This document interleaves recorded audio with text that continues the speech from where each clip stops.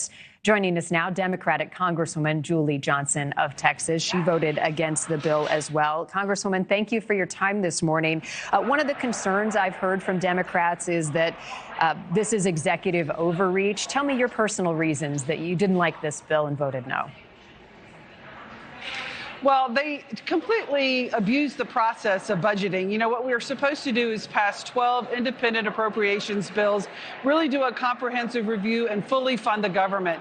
This bill takes $23 billion away from veterans' health care, which I'm absolutely opposed to. It also fires and eliminates many provisions in the employees in the Social Security Department, which, again, I'm also opposed to.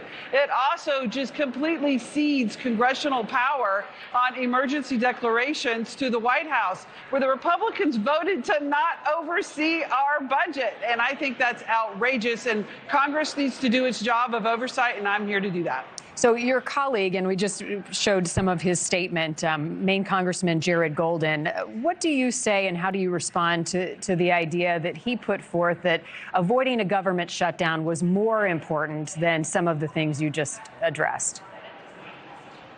Well, you know, Representative Goldman gets to represent his district. He's in touch with his constituents, just like I'm in touch with mine. And my constituents have overwhelmingly corresponded with me urging this action. They are horrified at what Republicans are doing.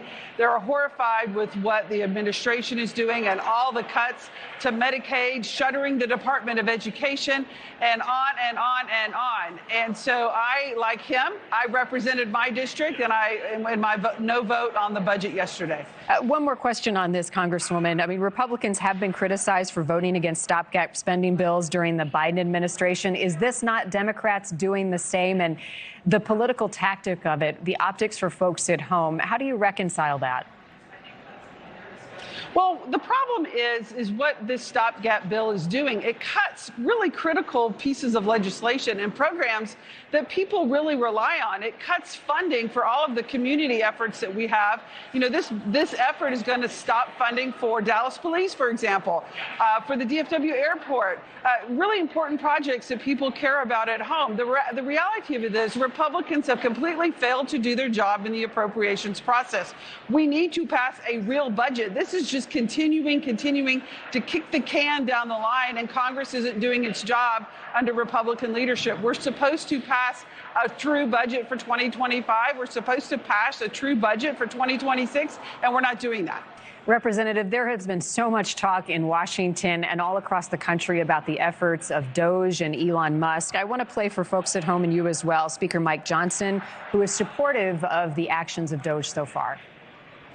The big savings that DOJ is finding, and I'm very excited about this. I've been meeting with Elon Musk about it regularly. We talk about it often.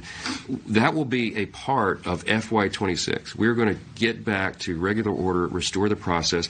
We'll get a budget from the White House that reflects all of those savings. I know you have a very different view of DOJ. What is that? DOJ is outrageous. It's a complete attack on our governmental process. They're taking a wrecking ball to the United States government of departments of education, USAID, terminating thousands and thousands of employees, shutting down millions and billions of dollars of grant funding that communities have come to rely on without any congressional oversight at all. I find it interesting in the clip that you just played that Speaker Johnson wants to return to regular order and have Congress actually do its job in 2026.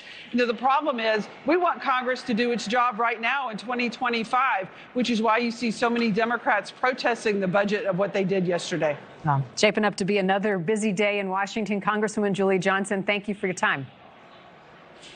Thank you so much for having me. It's a pleasure to be here.